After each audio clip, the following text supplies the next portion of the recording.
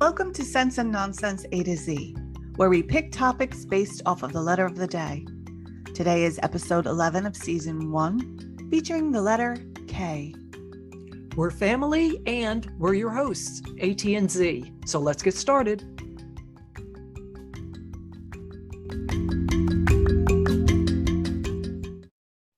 So today's hello is Konnichiwa. Konnichiwa! Do I bow a little bit with that one? Let's do that. Okay. Konnichiwa. Awesome. Whenever I do these hellos, I always check to see whether I'm pronouncing something correctly. I came across something I want to discuss with you real quick. Okay. And I hate this word, but have you ever heard of a song called Konnichiwa Bitches? No. It's from a singer from Sweden. So I'm like, okay, let me see how she pronounces it, you know? Uh-huh. So I clicked on it and I'm watching this video and I'm saying to myself, she reminds me of Meghan Trainor. Oh, really? Yeah. Part of the song goes boom, boom, boom, you know, that sort of thing. I mean, it's like a real cutesy kind of video. Mm-hmm. So I did a little check-in. Her name is Robin, Robyn, from Sweden. She recorded that in 2005. Did Meghan Trainor see her? Mm-hmm. If you get a chance, check it out. It's a little quirky. It's almost like All About the Bass kind of theme. Yeah. Yeah. But I was like, wow. I Oh. thought that was very interesting. Yeah, it is. So other than me being at your house this Yay! time, and thanks for Welcome. having Yeah, me. of course. So anything going Happy on? to have you. Thanks. It's been a little quiet, but that's been nice. I've been watching a lot of TV and it's been awesome. Yeah, I've been watching a lot of things, getting ready for this episode, getting ready for the next episode. And there's just so much in these episodes that we do. Yeah. And I don't often get a chance to brush up on the older stuff that I haven't seen in a while. Sure. And this time I kind of got an opportunity to do that a little bit, and it's been awesome. Oh, cool. I've been having a lot of fun with it. Cool. What about you? I just watched King Richard. Did you? It's good. I bet it is. Yeah. Actually, the girl who played Venus Williams did a great job. That girl was awesome. I haven't watched it yet. Yeah. Did you hear the latest about Will Smith? Getting banned for 10 years. Yeah. 10 years. 10 years. He's got 10 years. He's doing a dime. God, I know. Yeah. Yeah. But anyway, so that's the latest at my side here. There's been a At lot. my side of the room. That's all right. Maybe we'll make cookies in a little bit. I got cookies. Like I need them, you know? I know. You Me know too. what I'm saying? Yeah. They're so fun. No, let's get ready for this episode. Okay, let's get going. All right. Are we ready for our 10 questions K edition? Yeah, sounds good. Oh, okay. Question number 1. Mm-hmm. Do you use K-cups? Yes. But I use the kind that come from Aldi, the generic kind. Are they good price? Yeah, they're good. And it's like I get the Guatemalan coffee. I like that. No. Yeah. Did you ever try Kona coffee? I've tried Kona coffee, but you only get, it's only like 10% Kona coffee, and it's mixed with something else. I gotta go to Hawaii. Yeah, I haven't had the pure stuff. Yeah, I'd like to though. It's good stuff. Yeah. Okay, question number 2. When was the last time you tapped a keg? Oh my God. 20 years, maybe? Long time. Do you remember we used to have the refrigerator? Yes. And the with the tapper on the outside of the door? Yeah. That was not good. No. It was way too convenient. Yeah. Absolutely. Okay, next question. King's Hawaiian rolls or potato rolls? Ooh, they're both yummy. Given the choice, King's Hawaiian rolls. Yeah, they're good. Yeah, They're little good. guy loves them. Oh, they have a little sweetness to them. Yeah. You know? Yeah. I like that. That's how he uses them. He almost uses them as a dessert. Really? Yeah. Wow. Mm-hmm. We have 2 Hawaiian references just now. There you go. Yeah. Yeah. Question number 4. What do you put Kahlua in? Ooh. If I I'm like watching, Kahlua. yeah. If I'm watching The Big Lebowski, White Russian. Of course. I guess I Otherwise, expected that. Yeah. not frequently, but coffee. It would be coffee. Yeah, I like it in coffee. Exactly. With the little cream. It's a wonderful thing. Yep. Okay. Question number 5. Do you eat kale? Technically, yes. I drink it though. I put it in my smoothies. It's tough to eat. Yeah. Yeah. It's like bitter. Yes. It's like really bitter. Yeah. Actually. Yeah. That's why I put it in smoothie, because the banana will take away the bitterness. Yeah. Yeah. For sure. What else do you put in a smoothie with kale? Berries. Yeah, I guess any kind of fruit, right? Flax seeds. Yeah. Protein powder, stuff like that. Yeah. Do you use water, Spinach. or do you start with like almond milk or something like that? I split the difference between water and almond milk. Okay. Yeah, a little yogurt. Oh, okay. Alrighty, next question. How many keys on your key ring? A lot. I don't know what they all are. So your answer is a ton, huh? Yeah. Too many. Yeah, I've got a lot too. Yeah. I don't even know what they're for anymore. I don't take them off. You just keep putting them on. Keep putting them on. Yeah. They say to have like 4 or 5 of them. So this way it's like a weapon. And yeah. Yeah. I don't know how well that actually works. I don't either. But for you just throw it at somebody. I would. Yeah. Well, I have a piston on my keychain from Jeff Gordon. So, dinging somebody with that, it's going to hurt. It's heavy. And, it would be a little bit off-putting if nothing else. Give you a second. Like, what the hell is that? Give you a second to run. Yeah. Okay. Next question. Krispy Kreme or Dunkin' Donuts? Oh gosh. Whatever's available. No. Whatever's closer to home. Yeah. I would probably say Dunkin' Donuts, because they have French crullers and I really like French crullers. Yeah, that's your favorite. And I like Bavarian creams too. Yeah. I like Boston cream. Yeah, you like the chocolate. I like the chocolate on top. I like the donuts that have stuff on the top and stuff on the inside. Yeah. Let's put it that way. I like the cream, the custard, of course. I don't like jelly donuts because yucky. But I like the cake, of course. Yeah, I like right. The cake part. That's right. Yeah. Your favorite food. Yeah. I remember that. Okay. Yay.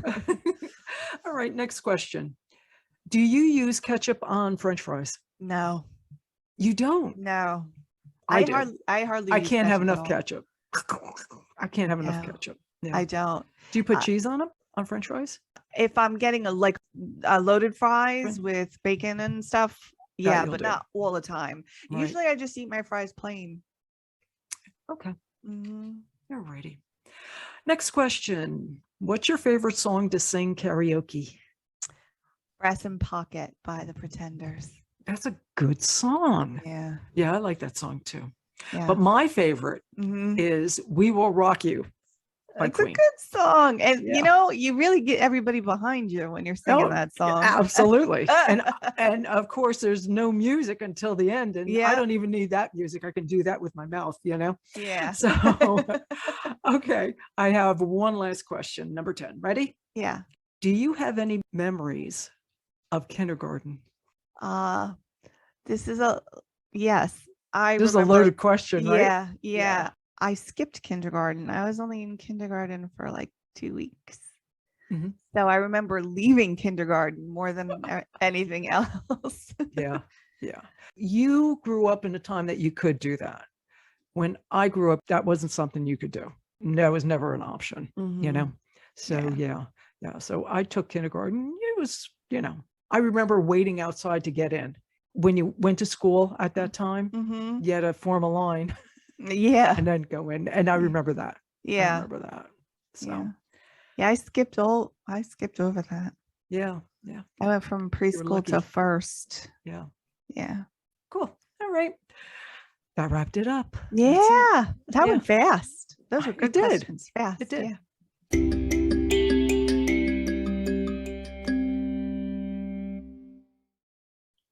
I'm going to do my favorite movie now. My favorite K movie. Oh, okay. It's King Arthur, the 2004 version with Clive Owen. Oh, okay. The newer one. Got it. It was directed by Antoine Fuqua. This version is more of like a supposed history of King Arthur rather than the mystical fairy tale kind of version of King Arthur. Even though the history in this movie is a little wonky, it's a little off. So there's no love triangle between Arthur and Guinevere and Lancelot. That's out. I didn't see it. I didn't see it, by the way. Okay. All right. Okay. So Clive Owen plays Arthur. Ewan Griffith plays Lancelot, and Keira Knightley plays Guinevere. I like her. I do too. I'm going to talk about her in a little bit. This movie is kind of a segue to her. Okay. But first I'm going to speak a little bit about this movie because I do like this movie a lot. The premise is that Arthur is half Roman, half Briton, and he's stationed in Britain south of Hadrian's Wall. And his knights are made up of these Sarmatian warriors that are kind of been taken from their homeland by the Roman Empire and made to serve for 15 years in the Roman army. So his knights are looking for their freedom, basically. And on the day that they're supposed to be awarded their freedom, they get one last mission from Rome, but it's like the most dangerous one yet. There are a lot of famous people in this movie that played the knights. Joel Edgerton played Gawain. Hugh Dancy was Galahad, Ray Winstone was Bors, Ray Stevenson was Dagonet, and this was my first introduction to Mads Mikkelsen. You know who he is, right? Okay. My silence gives you the answer. I do not. Okay. But I can Google him real quick. Yeah, Google him. Yeah, Google him because he's awesome. But he played Tristan, and I thought he was outstanding. He stole the movie for me a little bit. He was so good. He's played a lot of stuff since then, but he's probably most known for playing the TV version of Hannibal Lecter. Okay. I know who you're talking about. I just don't know his name. Okay. So that's Mads Mikkelsen. Stellan Skarsgård was the baddie in this movie. He was the Saxon leader, and he played it so quiet. It was so imposing. He was so imposing a figure. He actually turned down the role 3 times before Antoine Fuqua was able to persuade him to take it. And I'm glad. The Hunt for Red October guy, right? Yeah. Stellan Skarsgård. Yeah. He was in Thor too, just as an aside. Yeah. Thor and yeah. So anyway, he's awesome too, but he plays it so understated, like he's bored with the Saxon, rampage and war campaign. And when he meets Arthur, he says, finally a man worth killing, because Arthur is like, note my face because I'm going to kill you, So he's happy about that. But in this story, Guinevere is not like a damsel. She is part of the Woad community, which Merlin is the leader of, and they are really the Picts, but Antoine Fuqua didn't like that name, so he named them the Woads. But they paint themselves blue, and they're kind of a warrior race, and they have some mystical qualities about them. But they are the enemies of Arthur. However, when the Saxons come to invade, they're like, whoa, we would rather have Arthur lead us because at least his mother was Britain, and lead the men against the Saxons, because the Saxons, all they do is burn everything, kill everybody and burn everything to the ground. So they kind of band together and fight the Saxons. And in the story, Guinevere also fights. She is on the battlefield. She is an archer. She wields an axe. She does the whole business. So it's very much a respect from that standpoint rather than you're just pretty and I like you. Right. Strong woman. Exactly. Yeah. So I like that version of it, even though there's, like I said, the history is a little bit wonky on it. Yeah. But I like it very much. And this was really my first introduction to her. She was born March 26, 1985 in Teddington, Middlesex, England. And her parents were in the business. Her dad was an actor and her mom was an actress and a writer. And she asked for her own agent when she was 3 years old. She didn't really know what it was. She just knew her mom had one and her dad had one, and she was mad that she didn't have one. But when she was 6, she finally got one because she promised her mom, she has dyslexia, and she promised her mom that she would always be reading a book if she got her an agent. And that's what happened. And her first acting gig was at like 7. It was, it was a silly little thing. But the first time we really see her, we don't know we see her because it's in Star Wars Episode 1, The Phantom Menace. No kidding. Yeah, she was Natalie Portman's decoy in the makeup, but they looked so similar when the Queen Amidala makeup was on. Yeah. That even their mothers couldn't tell who was who. No kidding. Yeah. So wow. It was a secret for like a long time before George Lucas revealed that was the case. Bend It Like that? Yeah. Isn't that funny? Yeah. So Bend It Like Beckham was her first big UK hit, but it wasn't really big over here until Pirates of the Caribbean, The Curse of the Black Pearl in 2003.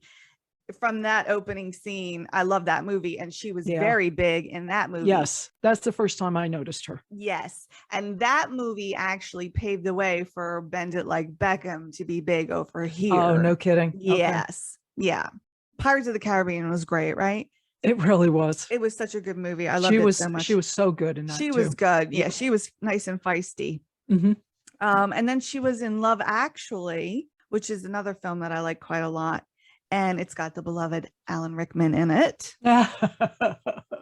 Along that has a lot of stars in it. A lot, yes. Yeah. And another one of my favorites, Chiwetel Ejiofor, she played his wife in that movie. And the movie is the little story of them getting married and then the little thing that happens afterwards. Yeah, that's a great movie. I'll talk about that at some point, but she was also in my favorite adaptation of Pride and Prejudice with Matthew Macfadyen as Mr. Darcy, and she plays Elizabeth Bennet, and she did a really good job. I was very nervous about it because I love this book.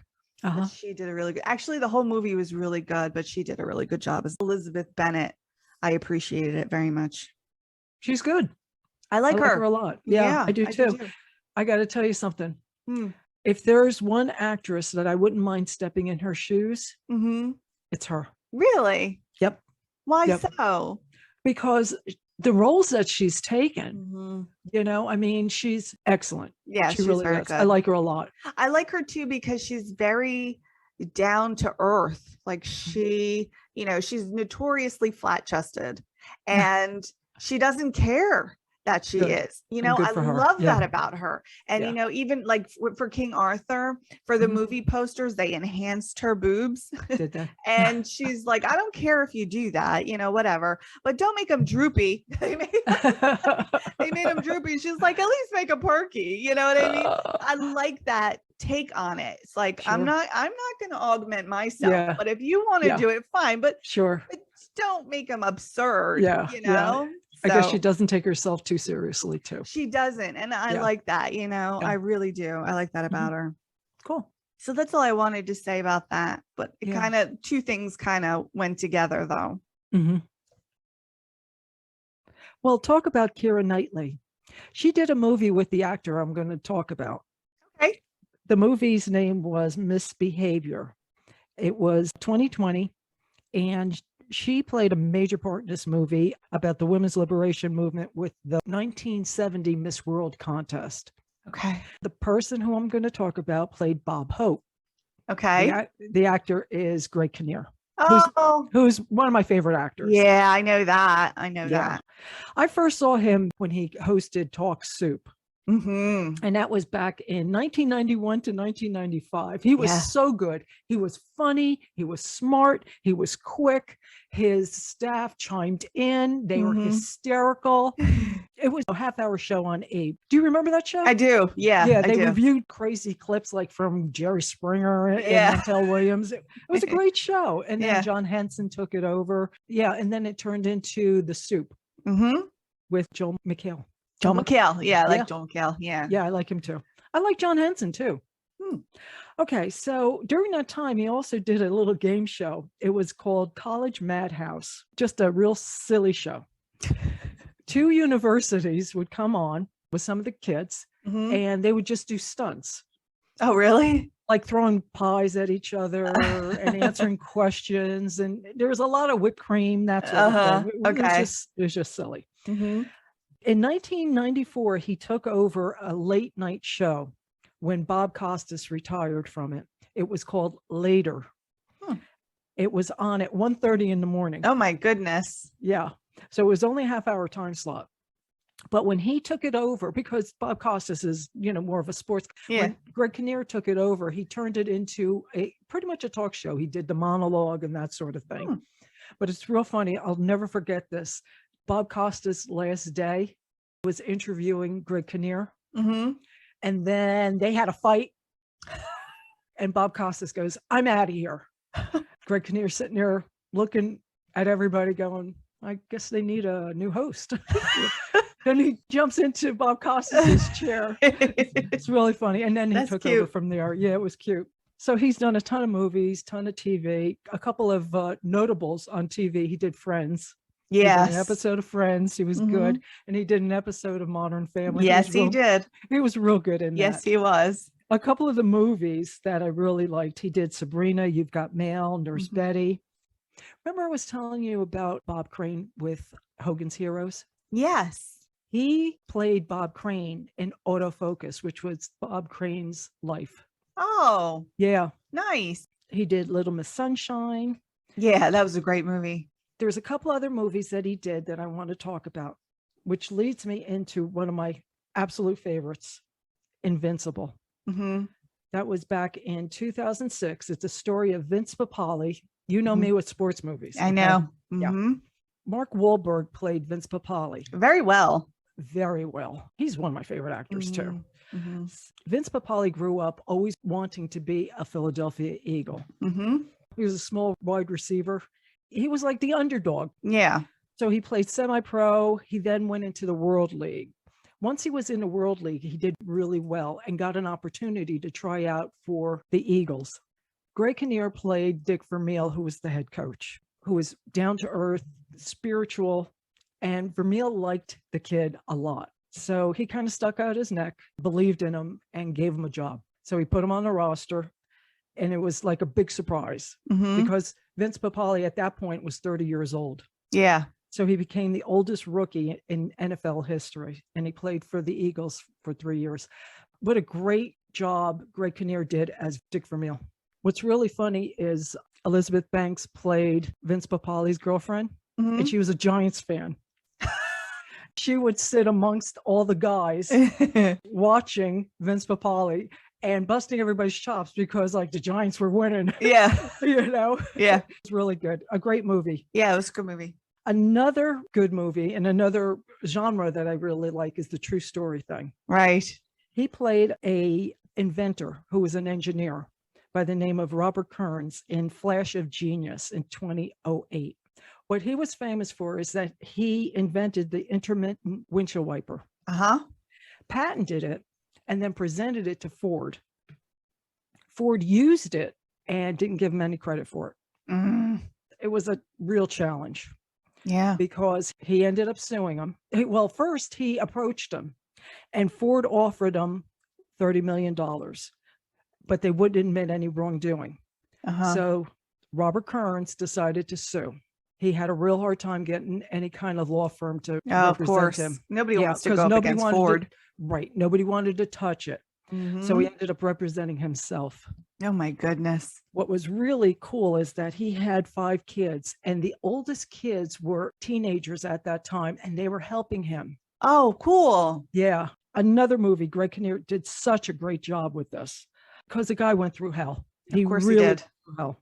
Ended up with a $10.1 million settlement from Ford with a public statement. And then later he got a judgment against Chrysler for 18.7.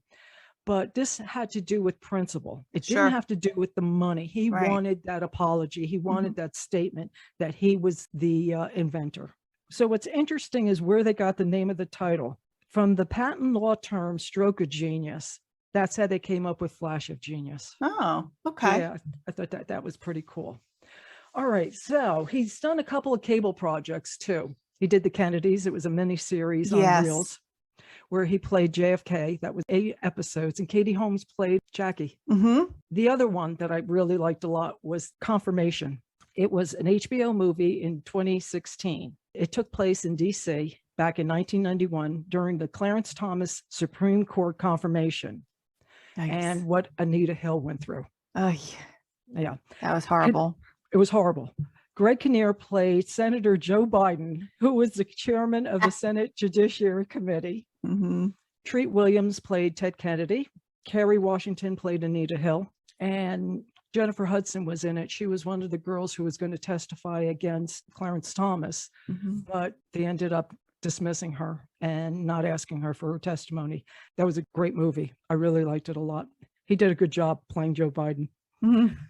The last thing I wanted to mention about Greg Kinnear, he's on Broadway this year. Is he? He's doing To Kill a Mockingbird at the Shubert Theater. The dates haven't been announced. He's playing Atticus Finch, which is the lead role. Yeah. If you remember the movie, that was what Gregory Peck played. Yes. Perfect role for him. Mm-hmm. When I heard that he's doing that, I was like, oh, yeah, that makes sense. Yeah. He's an attorney, perfect role. Mm-hmm. I want to mention one film about Greg Kinnear. Sure. As Good as It Gets, with Helen Hunt and Jack Nicholson. Wait a second. Did I not mention that he was nominated? No. Yes. I forgot about that. Yes, he was nominated for that. Mm-hmm. Yeah, I really liked him in that role. He was so sweet and he was so vulnerable, but he was also really awesome when he found his strength and he pushed Jack Nicholson's character to be a better person. Mm-hmm. And, between his character and Helen Hunt, they really worked on Jack. Yeah. And by the end of the film, he's a good guy, because in the beginning, he's a jerk. He's a big jerk. I like this movie. I like this movie a lot. I liked him in it. Good enough to get him a nomination for Best Supporting Actor. Yep. Yeah, he was very good. Mm-hmm. Yeah.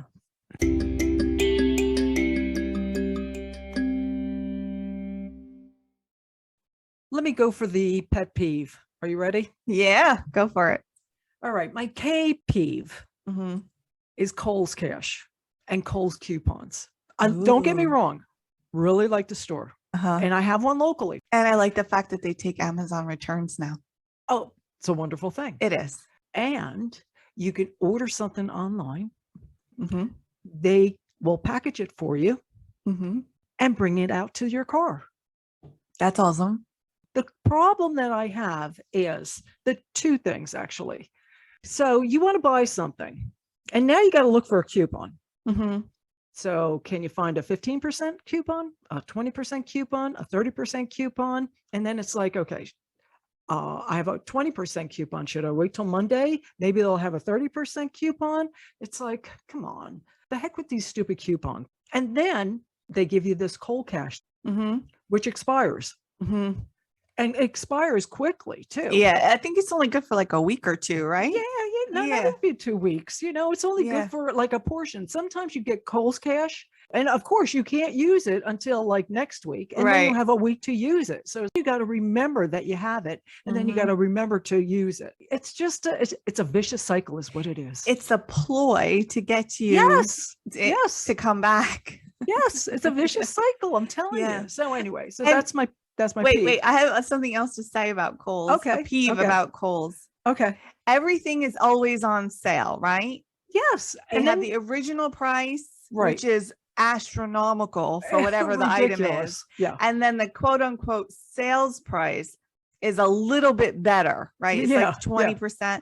And that is still even sometimes high for whatever the item is. That's why you got to look for those coupons. That's why you have to do the stupid coupon and the Kohl's Cash to bring it down to an actually reasonable price. Right.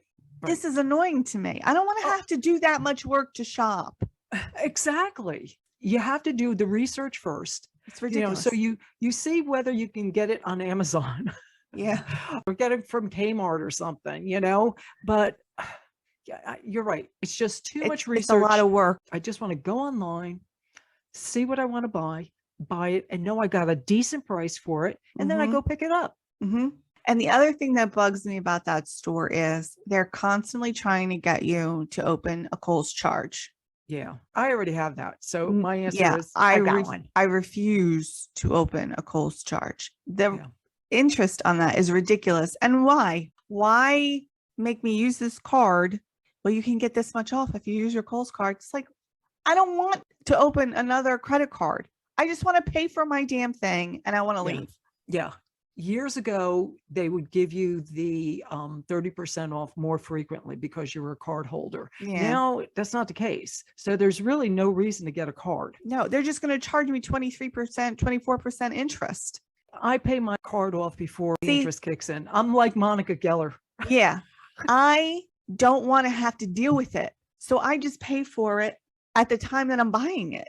Yeah. I don't want to have to deal with making sure that I pay the thing before the interest kicks in. I got more going on in my life than I need with that kind of thing. Don't ask me. I don't want it. See, they don't ask me because I usually pay with it. That's why. Since the pandemic, I haven't been in a store really. I've just had an Amazon return, so I'm in and out. But as far as shopping, I do it online and I pull up, click a link, and they'll bring it out within a couple minutes. Well, when I go in and do my Amazon return, they give you the like 5% or 10. Well, it used to be like 15% and now it's like 10. They've cheapened out on it. And then you have to use it in the store like that day or whatever. Yeah. So I'll go and see if there's a t-shirt or something like that.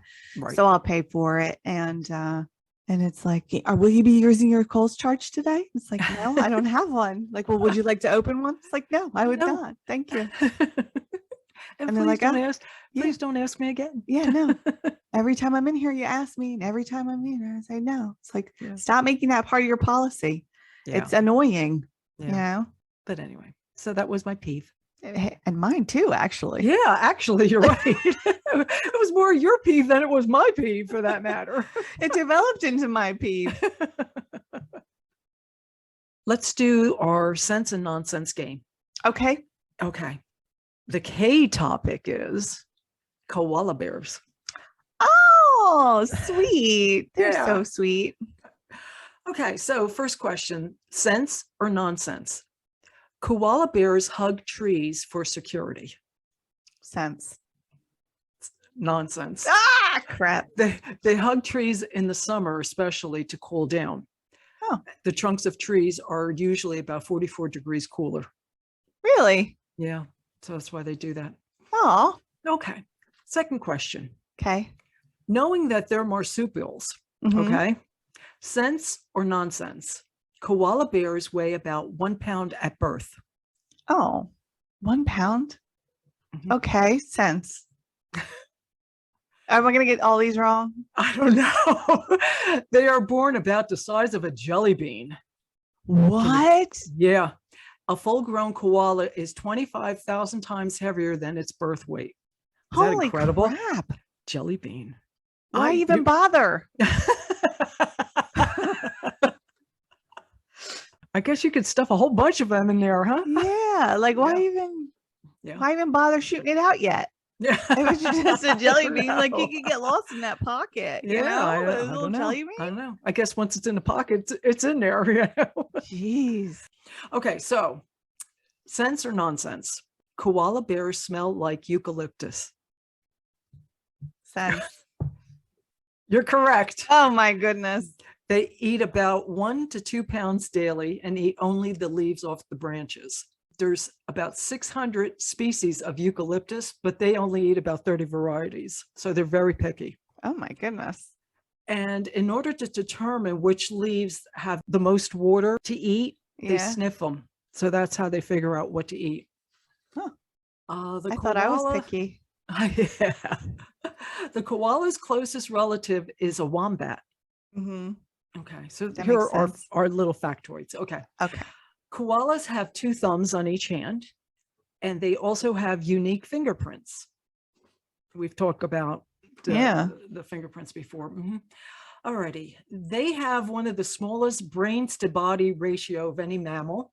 Got small brains. I almost felt like that was a Beavis and Butthead thing. They have small brains. Okay. Cornholio. About 40% of their cranial cavity is filled with fluid. Yeah, they sleep about 20 hours a day. Jesus. Yeah. They have the life. They do. They have 2 sets of vocal cords. I wonder what their favorite karaoke song to sing is. And this last one, you ready? Yeah. They poop about 150 times a day. What? There you go. So they're pooping when they're sleeping? I guess 150 times a day. That's a lot of poop. 150 times a day. They probably poop a little bit, you know? Still, even if it's a pellet, that's a lot. 150 times a day. Yeah. Wow. I will no longer be having a koala as a pet. That's actually legal, by the way. Why would you have a pet that poops 150 times a day? Yeah. If you're playing with it, it's pooping on you. Exactly. Forget it. But people have tried to domesticate koalas, and that's illegal. It's a big no-no. Yeah, I think I know something about that. Yeah. So that's it. These two things went very quickly today. They did.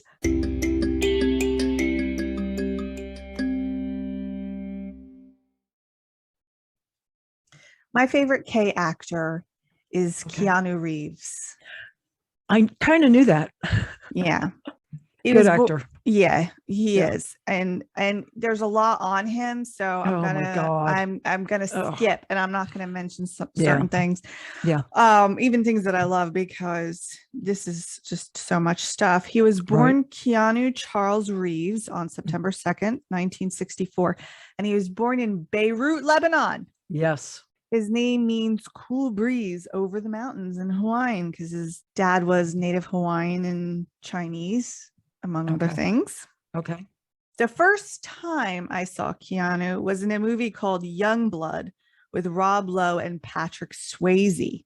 Wow. What year is that? Oh, man. It was released in 86, but I didn't see it until it was on like Cinemax or HBO. And back then, you know, it took a long time. So I probably didn't see it until like 89. Mm-hmm. Okay. He got that role partially because he played ice hockey, and it was an ice hockey movie. Sure. And he had the nickname The Wall as a goalie. Yeah. And one of the masks he wore in the film was donated to the Canadian Hockey Hall of Fame. Because that's where he's from, right? He's from Canada. He grew up a large portion in Canada. They moved around. Right. They moved around a bit. Okay. The next time I probably saw him was in Babes in Toyland with Drew Barrymore. Okay. And she was in that film when she was 11. And then when she was 16 years old, for her sweet 16, he took her on a motorcycle ride. And she recently on her talk show gushed over that ride and the freedom she felt. She thought she was so awesome on it. Then we go to 1989 with Bill and Ted's Excellent Adventure. Here we go. I was waiting for that. That's where I first saw him. Yes. Yeah. I mean, this movie was immediately into the pop culture. Dude, Excellent was like all over the place. Exactly. And much, much, much later, he was asked if he had any fears. And he said, I used to have nightmares that they would put, he played Ted on my tombstone. That's good. Yeah. And they did 3 of those movies, and they recently just did another one in 2020. Bill and Ted Face the Music. Yeah. Then in 1991, he did Point Break with Patrick Swayze. This good movie was huge. Yep. That was an action movie. It was an action movie, and it was directed by Catherine Bigelow, and she's won 2 Oscars. Is that where he first started doing that? Had to be, right? Where he first started doing action stuff? It was. This was one of the very first, and it really propelled him to the next level of fame. Mm-hmm. Catherine Bigelow fought to have Keanu Reeves cast as Johnny Utah, and she insisted that she would not do this film without him. And the studio and the producers were looking at higher profile actors at the time, like Johnny Depp, Matthew Broderick, Charlie Sheen, Willem Dafoe, and Val Kilmer. Wow. Yeah.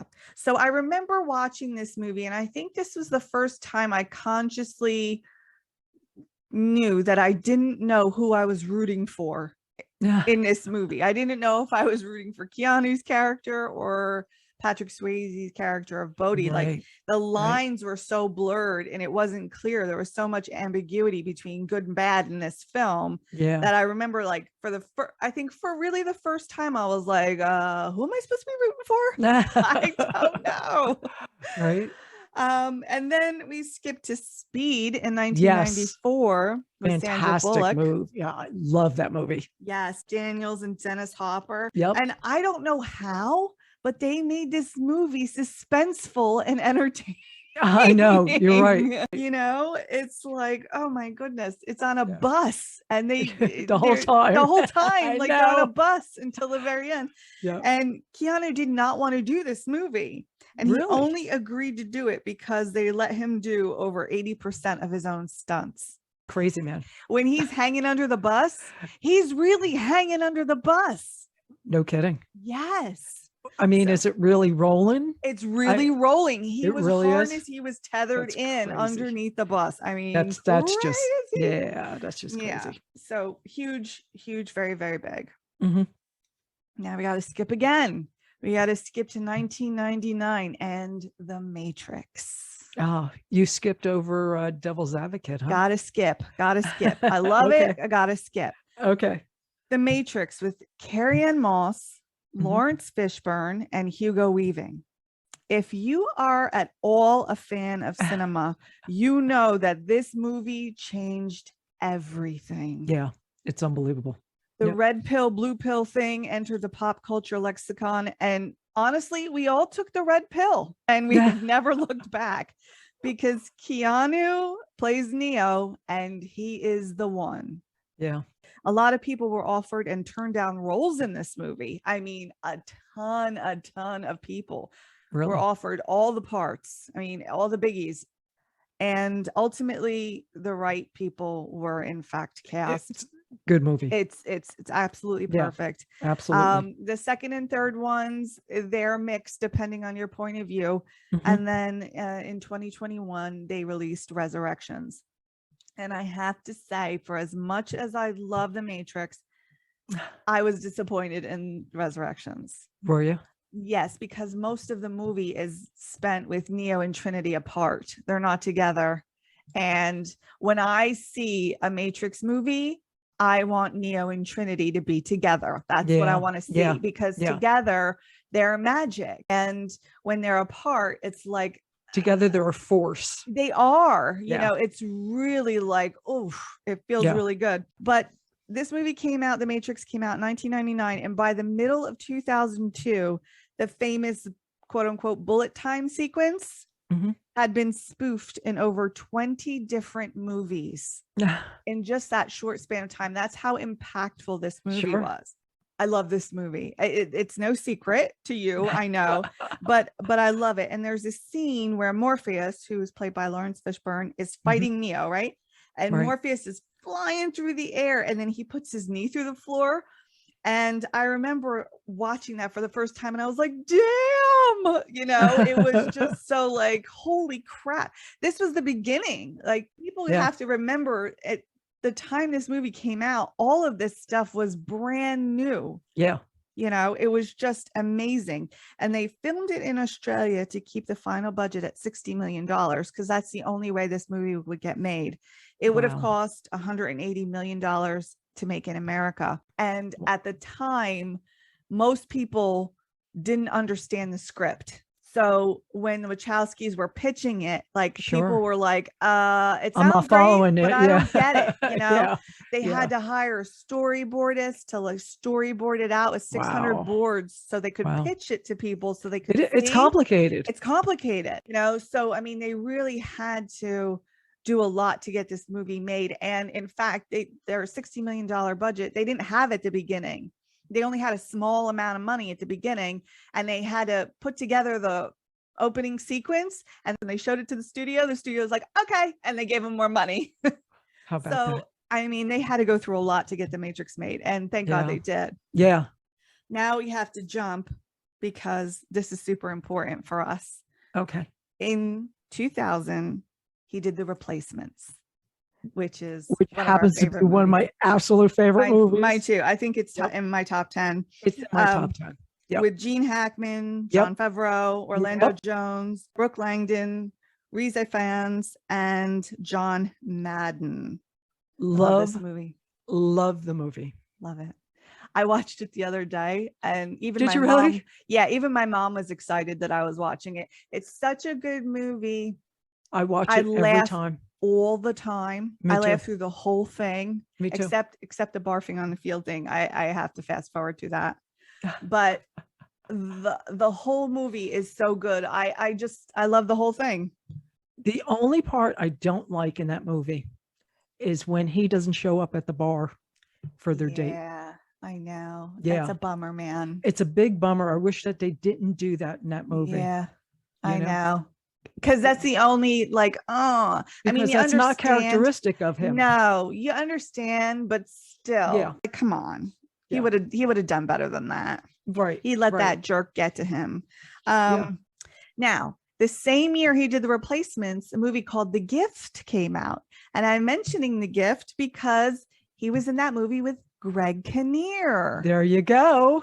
And with Kate Blanchett also, and Katie Holmes. And Greg Kinnear plays a really nice guy, and he is like a middle school principal and really sweet and wholesome. And Keanu plays an obvious bad guy. He is not wholesome. He is not a good guy.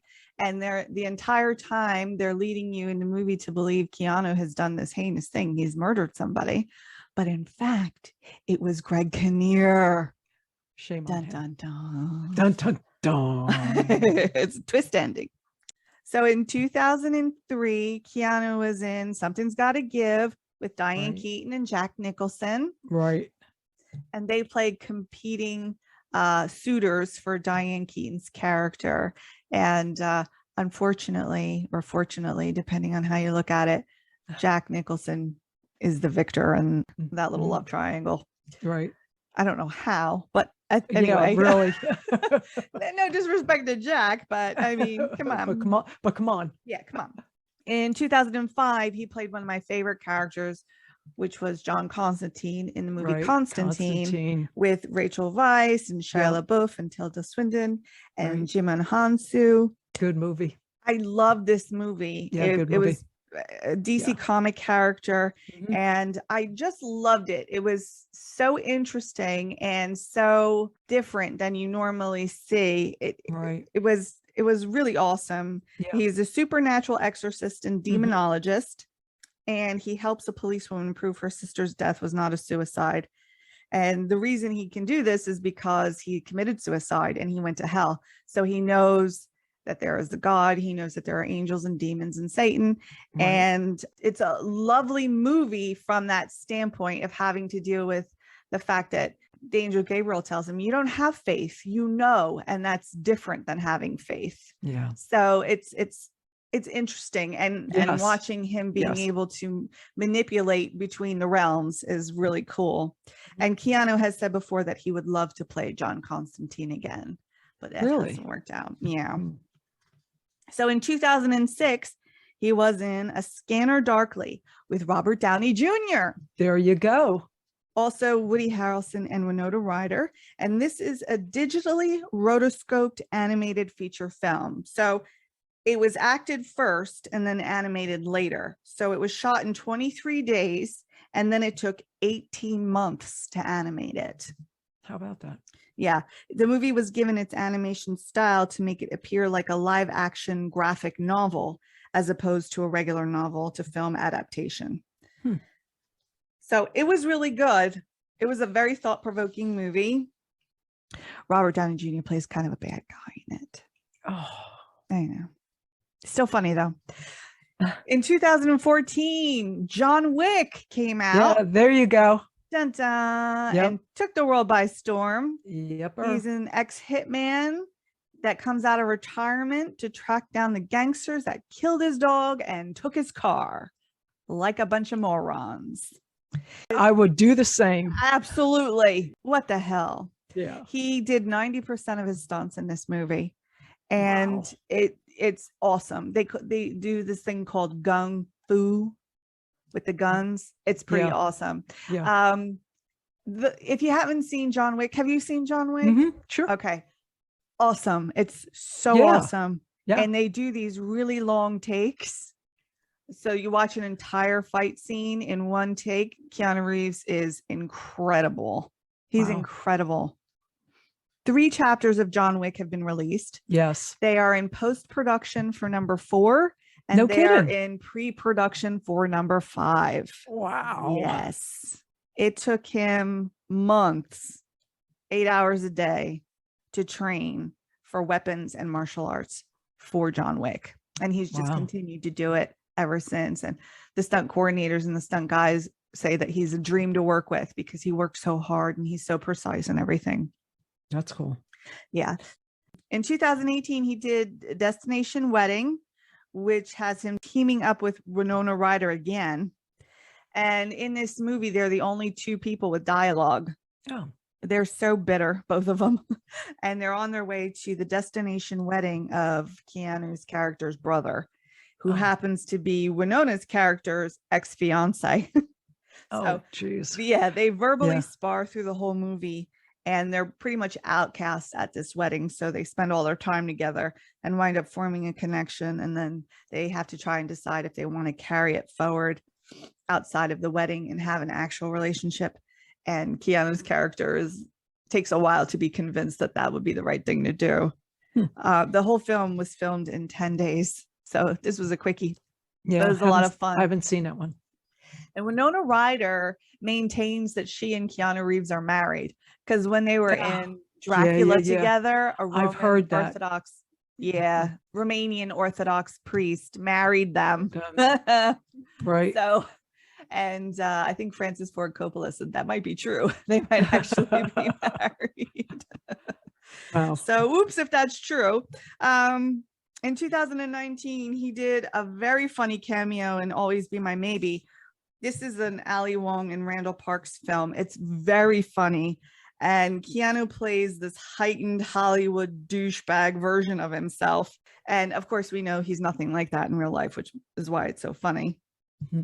He filmed his part in 4 days while he was shooting Parabellum, which was the 3rd chapter of John Wick. Right. And he does stuff like asks the waiter in a restaurant if he can order a dish that plays with time.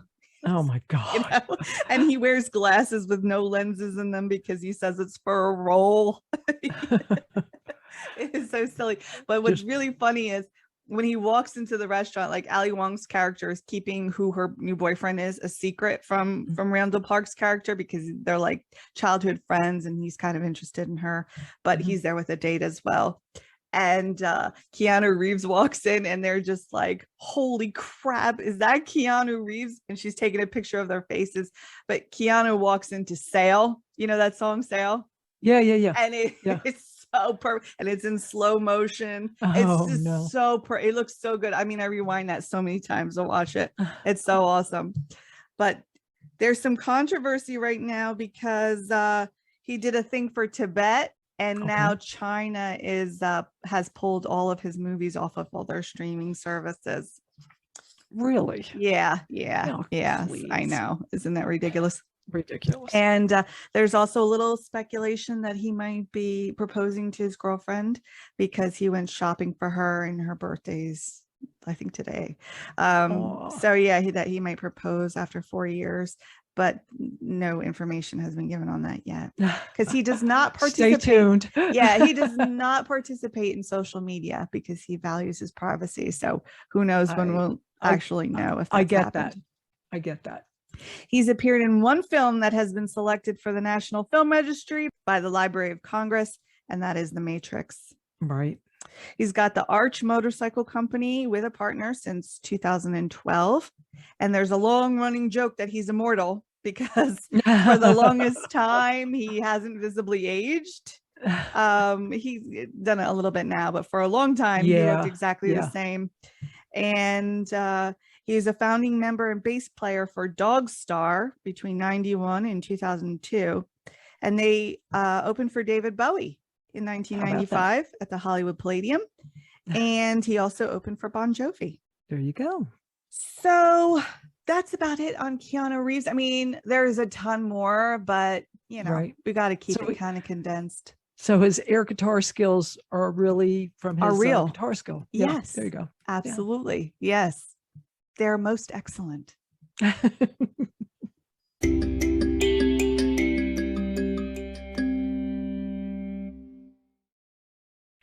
As you know, music has been a major part in my life, just like sports. Yes. My top 3 bands happen to be from England: Queen, Led Zeppelin, and Beatles, actually in that order. But if we're talking American, my all-time absolute favorite band, and this is the only way I can introduce this name. You wanted the best, you got the best. The hottest band in the world, Kiss. And then, of course, I hear Detroit Rock City. From there. Kiss, one of my favorite bands. They were so different. Costumes, makeup, fire breathing, blood spitting, smoking guitars, rocket shooting, pyrotechnics with their 7-inch heels. Platforms. There's no band that works harder for a show than Kiss. All 4 guys grew up in the New York borough area, from Manhattan, Bronx, Brooklyn. So we have Paul Stanley, Starchild, Gene Simmons, the Demon, Ace Frehley, Spaceman, and Peter Criss, Catman. By the way, Detroit Rock City happens to be my favorite song. Does it? Favorite. I like Rock and Roll All Night and Party Every Day too. That one's my favorite. I Want to Rock and Roll All Night. And then I Was Made for Loving You, I think is my second. Some great songs. My favorite album is Destroyer. And then I would say my second favorite album is a live album, which is very rare for me because I really don't tend to like live albums. They're a live 1975 album is my second favorite album. As far as live albums, I like the Peter Frampton one. The Who has a good one, and Cheap Trick at Budokan. I like that one too. But technically, I really like the studio albums more than I like the live ones. But anyway, their biggest hit was Beth, which was a power ballad. It was. It won a People's Choice Award in 1997. Peter Criss sings that song, right? He did. He's the singer. Since we just had the Grammys, I think the Grammys kind of really ignored them throughout the years. They never really took them seriously. The only time that they've ever been nominated was in 1999 for Best Hard Rock Performance for Psycho Circus, of which they lost to Jimmy Page and Robert Plant for Most High. So it's like, of all years that you're finally nominated, you know. Remember when they took the makeup off? I hated it. It was not good. 1983, they took the makeup off for a little over 10 years. Ace Frehley left and Peter Criss left. The other guys came in, they had different kind of makeup, but they took it off. Absolutely hated it. They did the Let's Put the X in Sex, that era. You remember that? Oh my God. It was so bad. It was so bad. It was bad. It was like disco. I know. It was so bad. And the video, I remember the video was just, oh my God. They wouldn't be able to get away with doing that today, first of all. I know. But I was just like, oh, please put the makeup back on, put the costume back on, please. It was so uncomfortable. It was so uncomfortable. Peter Criss had left. Then Eric Carr came in. About 10 years, he died. And then he was replaced by Eric Singer. But what I'm very impressed with was when Ace Frehley and Peter Criss came back, and they came back and then left. And then Peter Criss came back and then left. The guys who replaced them kind of stepped aside and let the band go back to the original. And then Eric Singer came back. Every time that Peter Criss quit, he let it happen, and then he was ready to come back whenever they were ready. So I'm very impressed by that. That's a really awesome thing. And of course, when they reunited with the makeup and costumes, I mean, that was a big success. When all the dust settled and the guys left, and then Singer and the other guy's name is Tommy Thayer, they took on the Catman and the Spaceman makeup because they had changed that up a bit. They had so much merchandise. They had the lunch boxes, and the action figures. They were the first band to do that. Talk about merchandising. I have a couple of memories. Okay. That involve you. Okay. Okay. So when you were little, I'm going to say you were about 1.5 years because it was before I was married. I had this poster on the back of my door. Yeah. It was the bicentennial poster that really kind of features Peter Criss. And he has the bloody bandage. He's drumming a snare drum, like a marching band snare drum. The idea was the American Revolution. It's a beautiful poster. Yeah. Like I said, you're a year and a half. And what I would do whenever you came over, I would say, who's this? Paul. Who's this? G. Who's this? Ace. Who's this? Peter. And then I'd mix them up on you to make sure that you knew their names, and you did. It was so cute. Okay, so here's my second one.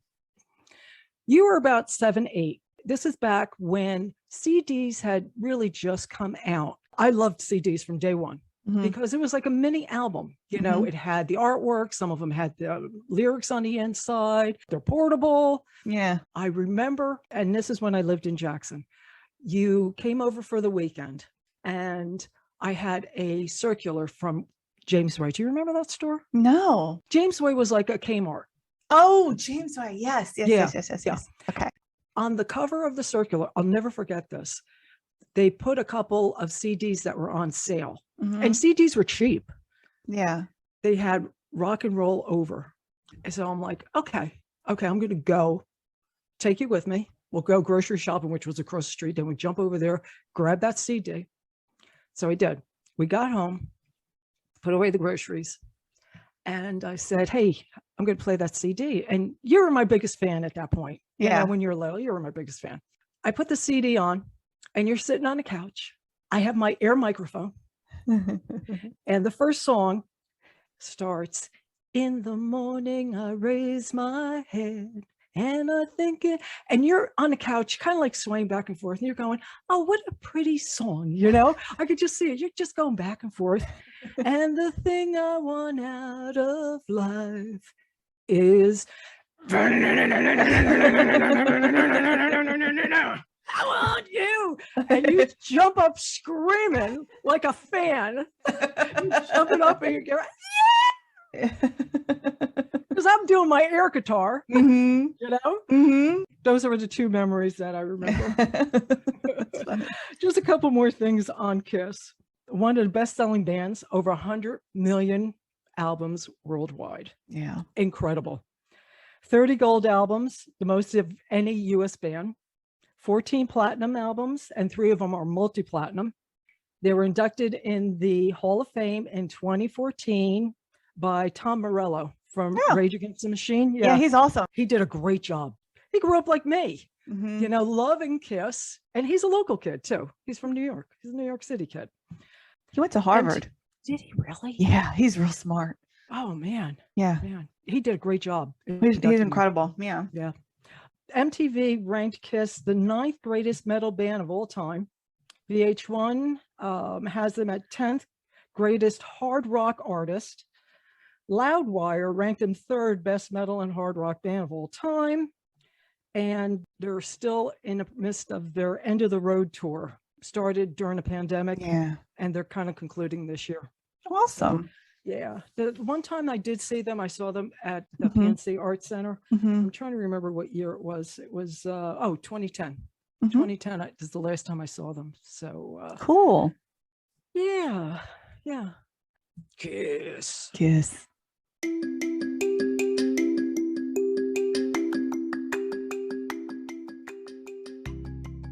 When we talked about Billy Joel last week, and we were talking about how seeing the Beatles on Ed Sullivan changed his life. Yeah. The same is true for Paul Stanley and Gene Simmons. Oh my goodness. Yeah. I think that's probably true for a lot of people. That's exactly what I was going to say. I'm going to take a guess that when we research more and more musicians, that we're going to find that that's a common theme. Of course, anybody who was born before 1960, you know? Right, right. One last thing. I know that Kiss has a large catalog, but they do covers every so often. Whenever I hear this one song, I always think, man, I wish Kiss would do this song. I think that it would be just phenomenal. My Woman from Tokyo. Oh, yeah. Every time I hear that song, I can hear the guys singing this. And I just heard it the other day and I'm like, oh, I'm going to mention that. Yeah. Yeah. They would do a great job on that song. I really think so. Yeah. So are you ready to wrap this up? Yeah, let's do it. Okay. We appreciate you listening. With that, we're out of here. Thank you very much. We'll see you next week.